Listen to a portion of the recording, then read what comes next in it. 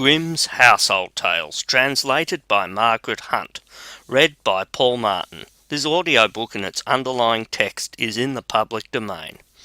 Number 171, Sharing Joy and Sorrow. There was once a tailor who was a quarrelsome fellow, and his wife, who was good, industrious, and pious, never could please him. Whatever she did, he was not satisfied, but grumbled and scolded and knocked her about and beat her. As the authorities at last heard of it, they had him summoned and put in prison in order to make him better.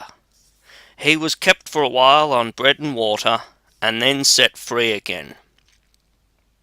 He was forced, however, to promise not to beat his wife any more, but to live with her in peace and share joy and sorrow with her, as married people ought to do. All went on well for a time, but then he fell into his old ways, and was surly and quarrelsome. And because he dared not beat her, he would seize her by the hair and tear it out. The woman escaped from him, and sprang out into the yard, but he ran after her with his yardstick and scissors, and chased her about, and threw the yardstick and scissors at her, and whatever else came his way. When he hit her, he laughed, and when he missed her, he stormed and swore. This went on so long that the neighbours came to the wife's assistance. The tailor was again summoned before the magistrates, and reminded of his promise. "Dear gentlemen," said he, "I have kept my word. I have not beaten her, but have shared joy and sorrow with her."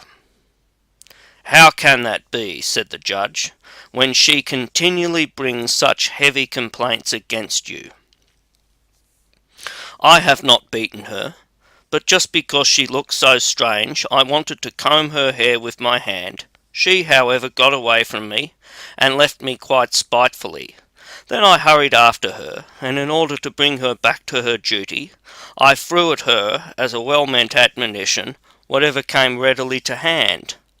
I have shared joy and sorrow with her also, for whenever I hit her, I was full of joy, and she of sorrow, and if I missed her, then she was joyful, and I sorrow." The judges were not satisfied with this answer, but gave him the reward he deserved. Grimm's